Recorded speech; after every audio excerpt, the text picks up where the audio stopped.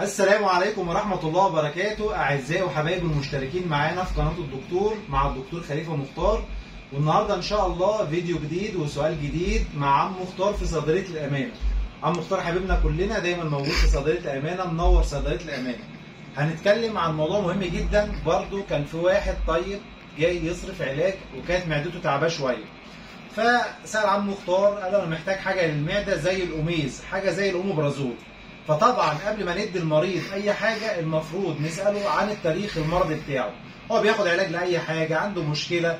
فطبعا احنا لما دردشنا مع المريض شويه عرفنا اللي هو مركب دعامات في القلب وبياخد علاج قلب وماشي عليه.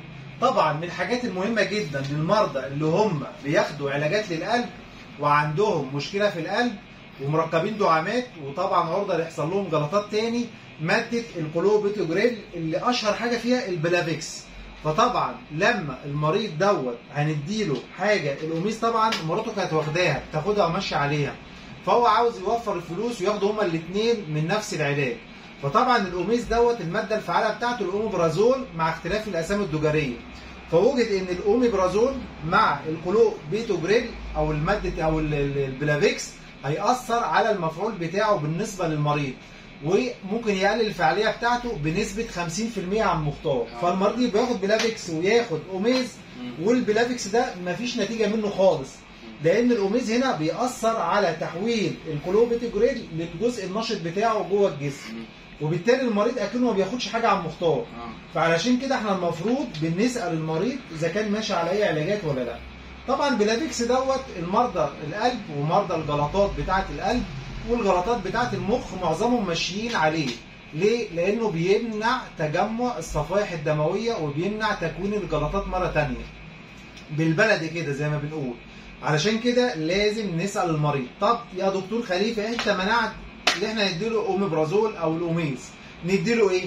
ممكن نديله حاجه ثانيه تبع البي بي اي زي البنتازول، زي البورتوفيكس موجود عادي في السوق، او السيريوبرازول، بس طبعا بلاش ناخدهم في وقت واحد. يعني ممكن نديله حاجه تبع الاتش 2 بلوكر زي الانتودين والموجود في السوق بالاسم بتاعه، وفاموتيدين والكلام ده كله. انتوبرال ده مش تبع، خلينا في انتوبرال تبع البي بي اي برضه بيأثر شويه، بس برضه مش تبع الاوميبرازول. تمام. فاحنا زي ما اتكلمنا احنا ممكن نديله حاجه ثانيه ما تاثرش على مفعول الدواء الاساسي علشان ما تدخلوش في مشاكل في القلب مره ثانيه، لان البلافيكس من الادويه الاساسيه او ماده الكلوبيتوجريل من المواد الاساسيه او من العلاجات الاساسيه في مرضى القلب ومرضى السكتات الدماغيه. فلازم نطلع من كده ايه اللي احنا نسال المريض اذا كان ماشي على اي علاج عشان نشوف موضوع التفاعلات الدوائيه يا جماعه.